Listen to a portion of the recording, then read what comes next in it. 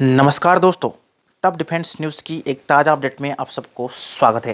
Friends, आज की इस टॉपिक में हम बात करेंगे न्यू डिफेंस डील के तहत, जहां फ्रेंड्स आप बिल्कुल सही और सटीक सुन रहे हो। आज हम बात करेंगे फ्रेंड्स यहाँ पर भारतीय नौसेना के बारे में आज हम बात करेंगे।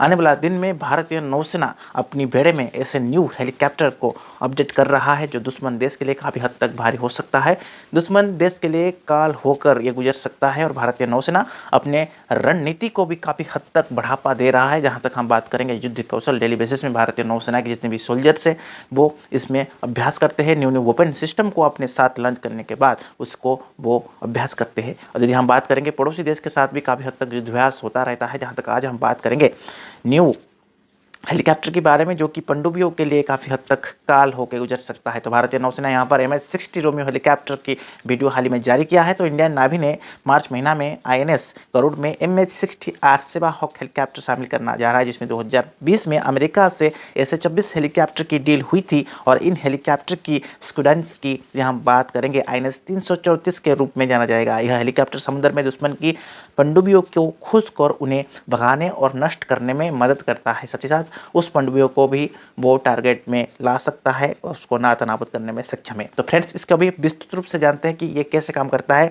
भारतीय नौसेना यानी कि इंडियन नावी HM-60R सहित यानी कि लोकहाकिंग हेलीकॉप्टर की समुद्री संस्करण के तहत इसको अपडेट कर रहा है। और ये हेलीकॉप्टर जो कि मार्च 2026 को INS गरुड़ कोच्चि में कमीशन करेंगी। जहाँ तक हम बात करेंगे यहाँ पर न्यू अपडेट लेकर ये आ रहा है, जहाँ तक INS 334 के रूप में नौसेना में ये शामिल किया जाएगा और ये अप्रैल तक ये अपडेट हो जाएगा। जहाँ तक अपडेट आ रहा है फ्रेंड्स, सेकेंड अपडेट ये आ रहा है कि फ्रेंड्स इसको शामिल करने के बाद भारतीय नौसेना की ताकत काफ़ी हद तक बढ़ सकता है। अपनी समुद्री ताकत में उल्लेखनीय वृद्धि को इम्प्लीमेंट किया जा सकता है। और इस हिसाब से यदि हम बात करेंगे हेलीकॉप्टर को पनडुब्बियों और यदि हम युद्ध की बात करेंगे या ASW सतह पर होने वाले संघर्ष ASUW के तहत खोज एवं बचाव के तहत इसको इस्तेमाल किया जा सकता है। चिकित्सा व निकासी के तहत भी इसको वर्टिकल तरफ से भी रूप से आप इसको इस्तेमाल कर सकते हो।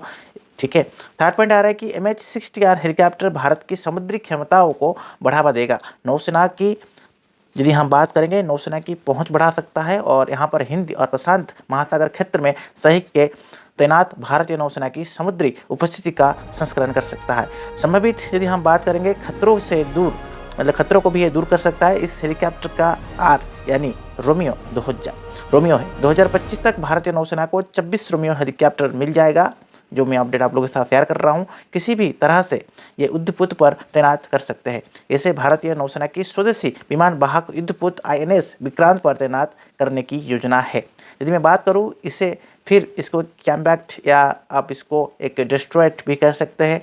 ठीक है। तो इस हिसाब से रोमियो की यदि हम हेलीकॉप्टर की बात करेंगे, अमेरिका की कंपनी इसको बना रहे हैं। तो रोमियो की कुल 5 वेरिएंट्स यहाँ पर अवेलेबल है। तो आने वाले दिन में भारत को होपफुली ये सारे 5 वेरिएंट मिल जाए तो बेटर होगा भारत के लिए। ठीक है। सेकेंड ऑप्शन आ रहा है कि क्योंकि अलावा 5 लोग और बैठ सकते हैं। ठीक है। तो उसके बारे में मैं आप लोगों के साथ चीज़ें शेयर कर रहा हूँ। ठीक है। तो इसमें और एक अपडेट आ रहा है कि इन हेलीकॉप्टर का इस्तेमाल निगरानी, जासूसी, वायु और हमले के तहत इस्तेमाल किया जा सकता है और सबमरीन को खोजना और उसे बर्बाद करने की काम भी ये कर सकता है। तो रोमियो हेलीकॉप्टर पर यहाँ पर यदि हम बात करेंगे दर्जन सिसस और रैडर लगा गया है, जो कि दुश्मन की हर हमले की जानकारी देती रहेंगी। इस उड़ान के लिए 3 से 4 क्रू मेंबर्स की ज़रूरत होता है। इनके अलावा इसमें 5 लोग बैठ सकते हैं। इसका अधिकतम टेक ऑफ वजन 10,433 kg है, यानी पूरी हथियार अंतर और सैनिक के साथ इसकी लंबाई 64.8 फीट है, ऊंचाई 17.23 फीट है। और MH-60R हेलीकॉप्टर में 2 जनरल इलेक्ट्रॉनिक और टर्बानिक इंजन को लगाया गया है। ठीक है फ्रेंड्स, इसके मुख्य पंखों का यदि हम बात करेंगे, बेस इसका 53.8 फीट है। सेकेंड अपडेट आ रहा है कि यह हेलीकॉप्टर की एक बार में 830 किलोमीटर तक की दूरी तय कर सकता है। अधिकतम 12,000 फीट की ऊंचाई पर यह उड़ सकता है। यदि मैं बात करूं, सीधे उठने की गति 1625 फीट प्रति मिनट है और रोमियो अधिकतम 270 किलोमीटर की गति पर उड़ान भर सकता है। उसके बाद बता दूं कि ज़रूरत पड़ने पर गति को भी ये बढ़ाकर 330 किलोमीटर पर घंटा तक ले जा सकती है। और इसका अधिकतम यदि हम बात करेंगे गति काफ़ी हद तक बढ़ चुका है। अब हम आपको एक चीज़ बताएंगे कि इस पर किस तरह की हथियार लगाया जा सकता है। इस पर 2 MK-46 राइफल या MK-50 या MK-54 राइफल लगाया जा सकता है। इसके अलावा 4 से 8 AGM 114 हेल्फायर मिसाइल लगाया जा सकता है। और इस हेलीकॉप्टर पर APKWS यानी advance precision field weapon system लगाया जा सकता है। और इस हेलीकॉप्टर पर 4 प्रकार की हेवी मशीन गन भी लगाया जा सकता है, जिसमें दुश्मन पर ताबड़तोड़ गोलियां बरसात और आसान हो सकता है। इसके अलावा इसमें एक स्पीड एयरबेस माइन को भी आप अटैच इंक्लूडिंग कर सकते हो, जिसमें RAMICS और 30 मिमी की MK-44 MOD 0 भी लगाया जा सकता है। फ्रेंड्स, आज के इस टॉपिक में हम भारतीय नौसेना के बारे में बात किए, जहां पर रोमी हेलीकॉप्टर के बारे में बात किया, आने वाले दिन में दुश्मन देश के लिए कितना भारी हो सकता है वो भी आज हम बात करें। तो फ्रेंड्स, इस टॉपिक आपको कैसे लगा जरूर कमेंट बॉक्स में मेंशन कीजिएगा। ऐसे तमाम डिफेंस न्यूज़ के लिए आप हमारे चैनल को सब्सक्राइब कर सकते हैं। तब तक के लिए friends, keep watching top defence news.